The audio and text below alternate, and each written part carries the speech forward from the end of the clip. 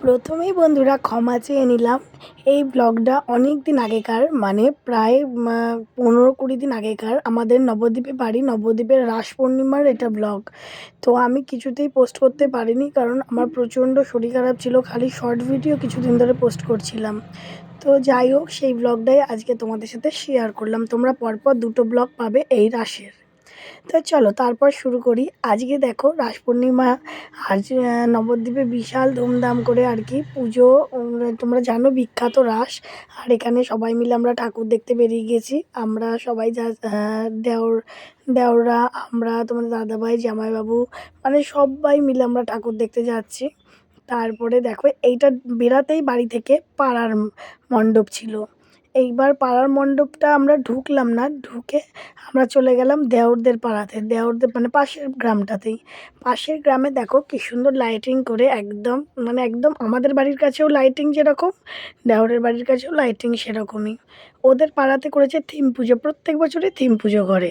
তো ওরা করেছে পুতুল বাড়ি, যেটা আর কি আমাদের দেওরদের পাড়া দোলগোবিন্দপুর, সেখানে হয়েছে পুতুল বাড়ি। অনেক দূর দূর থেকে ভিড় আসে, ভিড় হয় আর কি, লোক আসে। প্রত্যেক বছরই না ওরা ভূতের একটা থিম করে, এবছর একটু অন্যরকম করেছে, পুতুল বাড়ি, পুতুলের সমস্ত কিছু। তবু খুব সুন্দর হয়েছে। তবু জানো তো, ভূতের হলে পরে একটা অ্যাট্রাকশানটা বেশি থাকে মানুষের, কিন্তু এটার উপরে অ্যাট্রাকশানটা ছিল, কারণ থিম তো সবারই ভালো লাগছে। প্যান্ডেলটা প্রচণ্ড কালারফুল ছিল, খুব সুন্দর ছিল প্যান্ডেলটা। তো এখান থেকে আর কি আমরা ঠাকুর দেখা শুরু করে দিলাম, মানে গ্রামের দুটো। খালি আমাদের পাড়ার যেটা, সেটা পরে দেখবো বলে ঢুকলাম না। এখান দিয়ে পাশের গ্রামের এইটা দেখে নিলাম। এরপর চলো পরপর পরপর আমরা আরও এগাবো, এগিয়ে যেতে থাকি। দেখা যাক কতগুলো থিমের আছে, যতটা দেখতে পারি। সারা নবদ্বীপে মোটামুটি 350-র ওপর তো ঠাকুর হবেই, কিন্তু অতটা তো আমরা ঘুরতে পারি না। আমরা একটা রুট অনুযায়ী ঘুরি, যে কোনো একটা বাড়ির কাছাকাছি একটা রুট ধরে নিই। মোটামুটি কাছাকাছি যে থিমগুলো হয়, সেই 2-4টে থিম আমরা দেখে নিই, দেখে বাড়ি চলে আসি। হয়তো পরের বছর অন্য রুটে যাই, এরকম করে। এক বছরে সবটা ঘোরা অসম্ভব ব্যাপার, কেউই পারে না। ওটা আবার হবে কীরকম, যারা গাড়ি করে ঘুরতে পারে, কিন্তু এই সময়টা নো এন্ট্রি থাকে তো। আর মাঝরাতে আমরা বেরোই না, মাঝরাতে রাস্তাটা ফাঁকা থাকে, অনেকে চাইলে পরে মোটরসাইকেল করে ঘুরে আসতে পারে। আমরা যাই না, সামনে যেটা দেখি সেগুলোই ভালো লাগে, মন ভরে যায়, এতেই আনন্দ পাই আর কি। আর এই দেখো ভেতরটা হচ্ছে রণচণ্ডী, যে আমাদের বললাম দেওরদের পাড়ার যে পুতুল বাড়ি, সেই পুতুল বাড়ির ভেতরে হচ্ছে রণচণ্ডী। আর উপরটা ভেতরের ডেকোরেশনটা ঠিক এইরকমই করেছিল, ভালো লাগছিল আর কি। Colourful colourful pandal, colour. আর মাকে তো সুন্দরী, মায়ের রূপ জানো, মা রণচণ্ডী হলেও মায়ের রূপটা হচ্ছে অতি সুন্দর। তো চলো তারপরেই আমরা তার পাশের পাড়াটায় বেরিয়ে গেলাম, মানে এদিক দিয়ে নবদ্বীপে আমরা ভেতরটাতে আর কি টাউনের দিকে চলে যাচ্ছি, বেরাচ্ছি। তো এই ভিতরটাতে যেটা দেখছো তোমরা, ডান হাতের দিকে যে গলিটা আছে, ওই দিকে একটা ছিল ঠাকুর, কিন্তু আমরা গেলাম না ওটাতেও। সোজা বেরিয়ে যাচ্ছে, রেলগেট পেরিয়ে যাচ্ছে। আমাদের স্টেশন জানো তোমরা, বিষ্ণুপ্রিয়া স্টেশন। সেই বিষ্ণুপ্রিয়া ওই স্টেশনের আর কি রেলগেটটা পেরিয়ে আমরা এগিয়ে যাচ্ছি আস্তে আস্তে। তো ওখানেও লাইটিং মানে শুরু হয়ে যায়, এত সুন্দর সুন্দর আলো, আলোকসজ্জা, মানে তোমরা নিজের চোখে না দেখে বিশ্বাস করতে পারবে না। যারা এসেছো তারা তো অবশ্যই জানো, যারা আসোনি তারা অবশ্যই সামনের বছর এসো, ঘুরে যেও রাস পূর্ণিমাতে। আমি তো ব্লগে প্রত্যেকবারই বলে দিই কবে হয় রাস পূর্ণিমা, এবছরও বলে দিয়েছিলাম। তো সামনেবারও অবশ্যই বলে দেবো, তোমরা এসো, এসে ঘুরে যেও, তোমাদের ভালো লাগবে। তো এই দেখো এগিয়ে যাচ্ছি প্যান্ডেলের দিকে। এইদিকে বাঁদিকে হচ্ছে আমাদের ফাংশান হচ্ছে, ওখানকার ছেলে মেয়েরা দেখো সবাই নাচ করছে, আনন্দ করছে। ওদের যেহেতু অচেনার লোকরাও যায়, আমরাও সময়তে যখন মেয়েরা সবাই নাচ করে, আমরাও গিয়ে আনন্দ করি ওদের সাথে। তো যেহেতু সব গ্রামেরই চারপাশের ঠাকুর, এগুলো আমরা দেখছি। আর এই দেখো এখানেও মা রণচণ্ডী, মায়ের রণচণ্ডীর চোখ দুটো দেখো, সত্যিই ভয়ঙ্কর লাগে। মা রণচণ্ডী লাগে, কিন্তু তবু মা তো মাই হয়, তাই না বলো? তো চলো এবার আরেকটু এগিয়ে যাই। মানে আমাদের এখানে একটু যেতে যেতে অনেক প্রতিমা, অনেক রকম প্রতিমা। এই দেখো এখানে হচ্ছে জগন্নাথ আর কি, জগন্নাথ, সুভদ্রা, বলদেব, এই এখানটাতে।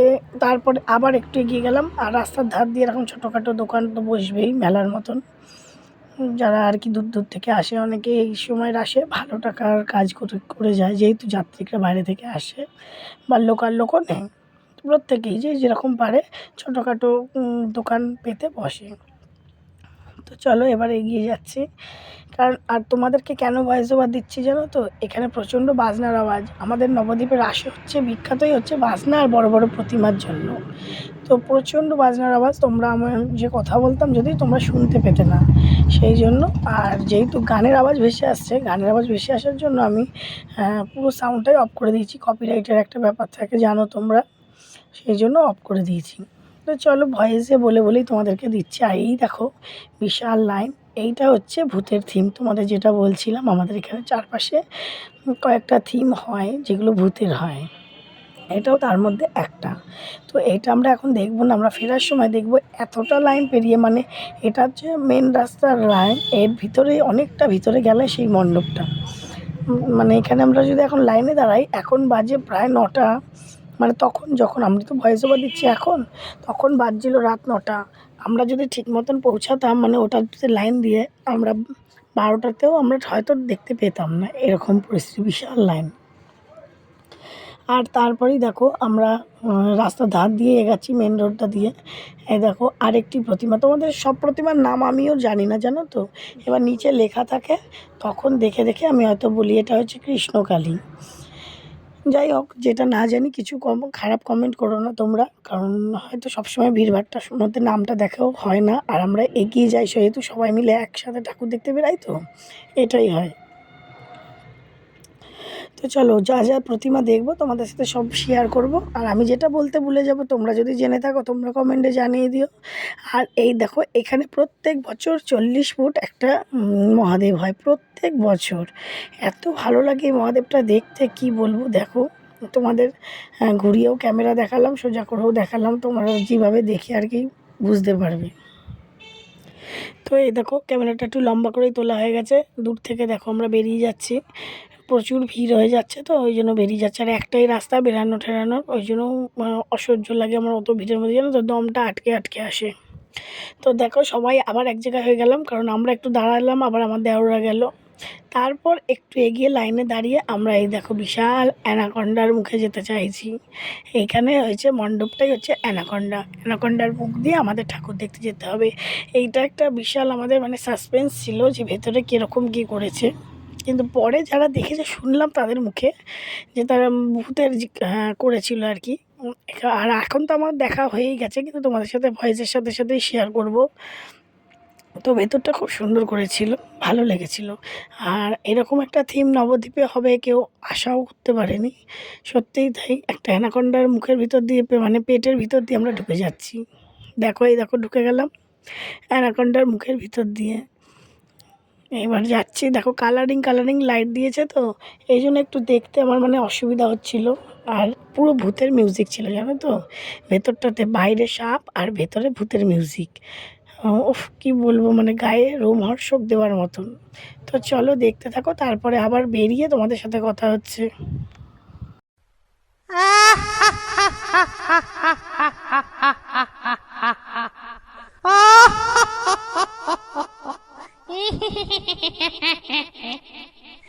এইবারে তোকে খাবো, অনেক দিন তাজা রক্ত খাইনি।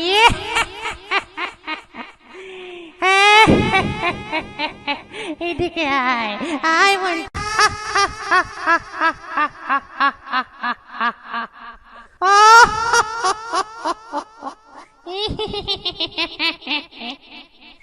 এইবারে তোকে খাবো, অনেক দিন তাজা রক্ত খাইনি। তো দেখতেই পেলে ভেতরে ভূতের যে সিনারি। এবার আমরা বেরিয়ে যাচ্ছি এখানটা দিয়ে। তারপরেই দেখো মা গঙ্গা মাতা আর কি। গঙ্গা মাতার এই মূর্তিটা দেখতে আমার খুব ভালো লাগে, দারুণ লাগে। মানে আমি অন্য কোথাও জানো তো এই মূর্তিটা দেখিনি, একমাত্র নবদ্বীপে। তো আমার খুব সুন্দর লাগে এরকম মূর্তি দেখতে গেলে। আর আমরা তো কলকাতায় জানো, আমার কলকাতা ছোটোবেলা থেকে থেকেছি। ওখানে তো রাসমেলা বলে কিছু হতো না, যা দুর্গা কালী এইসবই পুজো হতো। তো এখানে জানো 33 কোটি দেবতা পূজিত হয় এই রাসে। তারপরে দেখো মা অন্নপূর্ণা, যেগুলো আমি তোমাদের বললাম নাম জানি আমি, সেগুলো অবশ্যই তোমাদের সাথে শেয়ার করছি। মা অন্নপূর্ণা মাতা। তো আর বিশাল বিশাল প্রতিমা, দেখতে খুব ভালো লাগে। নতুনত্ব নতুনত্ব মা, দুর্গা কালী মা এগুলো তোমরা জানি, কিন্তু নতুনত্ব নতুনত্ব যে মাগুলো দেখতে পাই তাদের রূপগুলো, ওগুলো খুব ভালো লাগে। তারপরে দেখো অনেকটা হেঁটে এসেছি বলে আমার যা একটু বিশ্রাম নিল, আমি একটু নিলাম। মেয়ে পিয়া সবাই মিলে একটু বসে রয়েছি এখানটাতে। আর তোমাদের দাদাভাই, আমার দেওর টেওর, ওরা আবার একটু এগিয়ে গিয়ে দোকানে হয়তো জল টল নিচ্ছে। তো আমরা একটু রেস্ট নিচ্ছি একটা প্যান্ডেলের সামনে। তারপরে 10 মিনিট রেস্ট নেওয়ার পরেই আবার এগিয়ে গেছি। আর দেখো সবাই কত উল্লাসিত, এটাই হচ্ছে নবদ্বীপের রাস। বাজনার সাথে তালে তালে আর কি নাচ করা। তোমাদের সাথে যদি একটু শেয়ার করতে পারতাম না, তো খুব ভালো লাগতো। তো দাঁড়াও দেখছি, আমি যেখানে গানের আওয়াজ ভেসে আসবে না সেই জায়গাটা আমি চেষ্টা করব তোমাদেরকে একটু বাজনার আওয়াজ শেয়ার করানোর।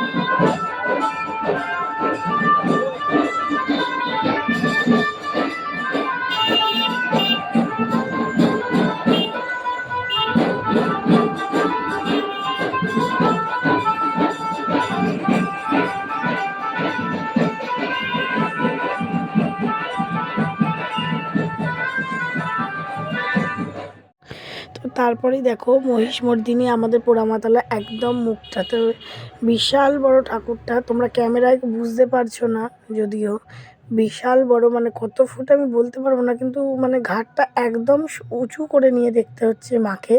আর ঝকঝক ঝকঝক করছে এত চোখে, মানে এত কালারফুল মা, মানে এত সুন্দর কালার, আর এত সুন্দর মুখের জৌলুস, কি বলবো। আমার মানে গায়ে কাঁটা দিয়ে উঠছিল মায়ের মুখের দিকে তাকিয়ে, চোখ দুটো দেখে। মানে কোনো কথা হবে না এই মায়ের ওপর। যিনি এই আর কি প্রতিমাটা বানিয়েছেন, সত্যি মানে তাকে সেই গুণী লোক।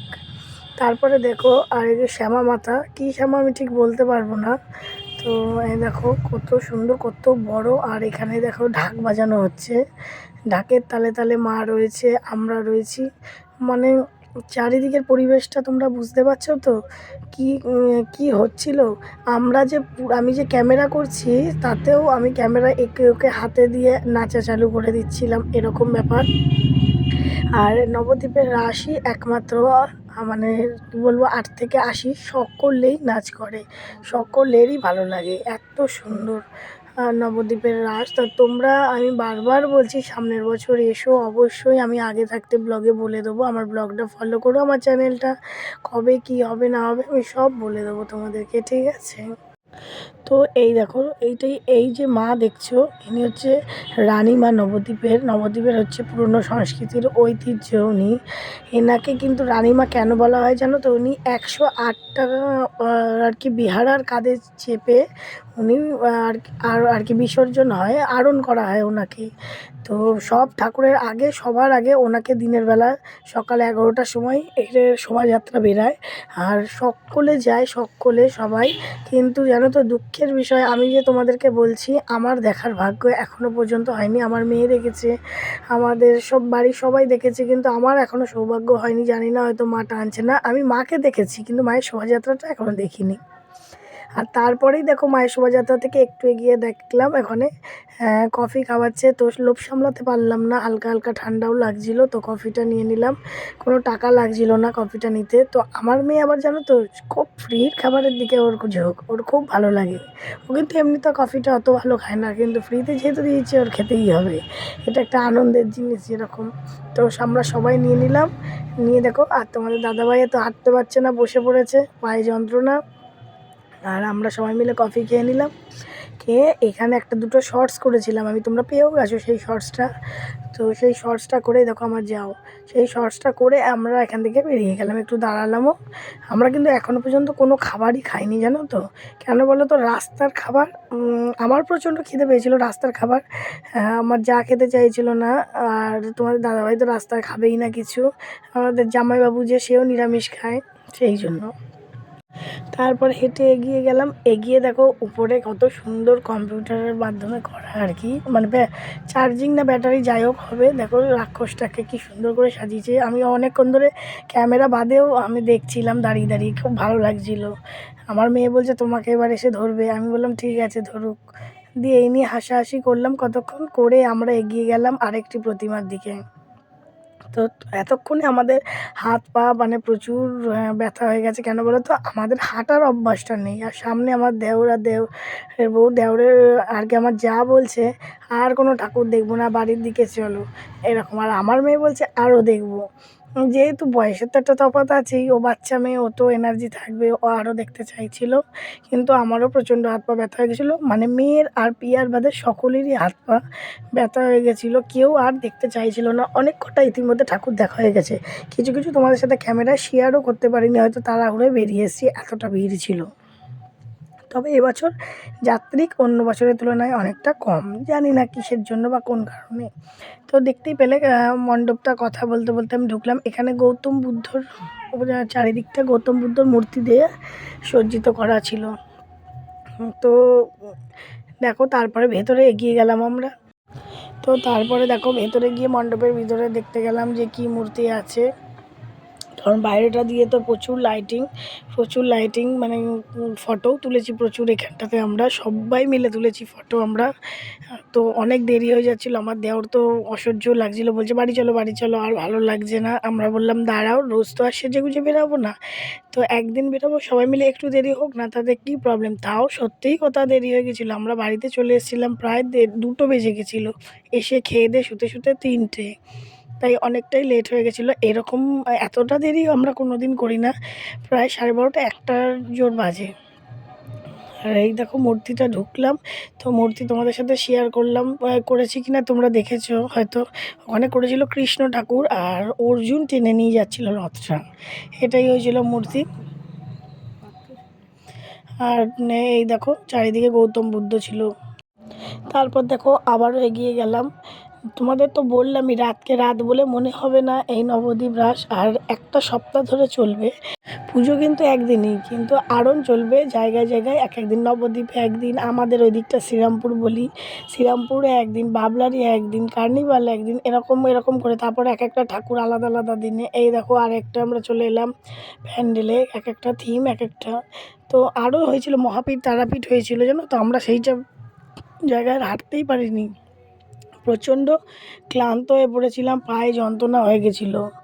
আর এই দেখো আলোকসজ্জা মানে এত চূড়ান্ত ছিল, সেই দাঁড়িয়ে দাঁড়িয়ে যাচ্ছিলাম। এই যে তোমাদের প্রথমেই আমরা দেখিয়েছিলাম না যে ভূতের যে জায়গাটা, বিশাল ভিড়, সেই ভূতের প্যান্ডেলটাতে আমরা চলে এলাম। এখানে করেছিল ভূতের সার্কাস যাকে বলে, সেরকম করেছিল। তো আমরা ওখানটা দিয়েই ঢুকলাম দেখো ওই প্যান্ডেলটাতে, মানে বিশাল ভয়ও লাগছিল। আর এই দেখো ভূত সাহেব ভয় দেখাতে চলে এলো অমনি। আর তোমাদের দাদাভাইও গিয়ে জড়িয়ে ধরে নিল, একেবারে জড়িয়ে ধরে টাটা করা চালু করে দিল। কিন্তু আমার কিন্তু প্রচুর ভয় লাগছিল, আর একদম গায়ে চলে আসছিল। তো চলো এবার একটু এনজয় করো তোমরা, আর আমার ভয়েস শুনতে হবে না, ভূতের জায়গাটা দেখতে থাকো, দারুণ লাগে।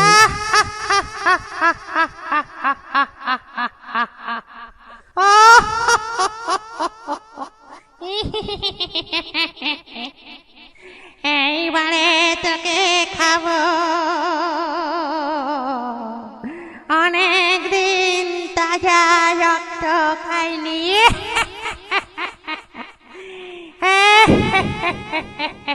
এদিকে আয় বন্ধু।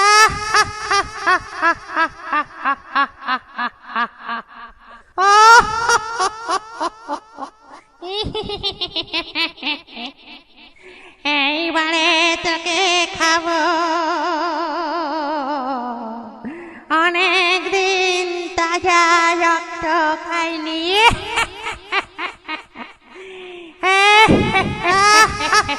এদিকে আয়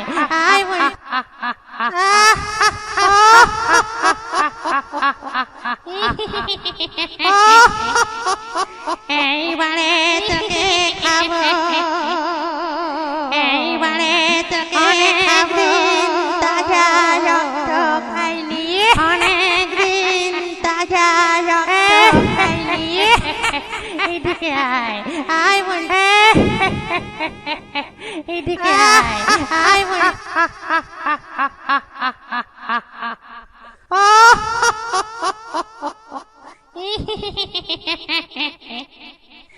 এইবারে তোকে খাবো অনেক দিন তাজা রক্ত খাইনি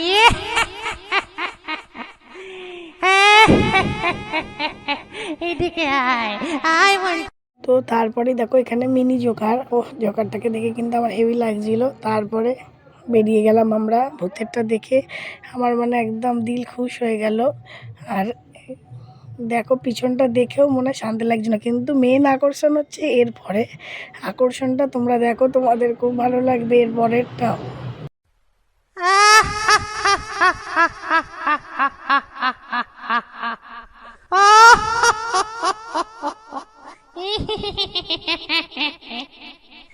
এইবারে তোকে খাবো অনেক দিন তাজা রক্ত খাইনি এই যে দেখলে না, এটা হচ্ছে এই যে এই মূর্তিটা হয় কেন এখানে, বিষ্ণুপ্রিয়া আর নিমাই করে, নিমাই দেব কেন এইখানে, এইটা বিষ্ণুপ্রিয়ার জন্মস্থানেই মন্দিরটাতেই এই থিম পুজোটা হয়। আর তারপরেই চলে এলাম একদম বাড়ির দিকে।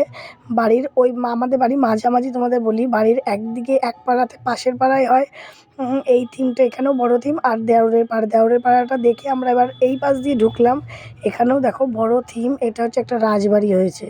তো বন্ধুরা কেমন লাগলো জানি। তো এতদিন পর ব্লগটা দিচ্ছি বলে রাগ করো না কেউ, তোমাদের সাথে এত সুন্দর সুন্দর প্রতিমা বা ক্লিপগুলো তুলেছি, এটা আমি ছাড়ার লোভটাও পারছিলাম না, যে দেরি হোক তবু তোমাদের সাথে শেয়ার করব। যারা তোমরা দেখোনি আর কি রাস, তারা একটু দেখে নিও আর সুন্দর সুন্দর মিষ্টি মিষ্টি কমেন্ট করো, ঠিক আছে। আর এই যে রাজবাড়ি, এখানে হয় ভারত মাতা। তো চলো আজকের মতন টাটা, আগামী দিন নতুন একটা ব্লগ নিয়ে আসছি।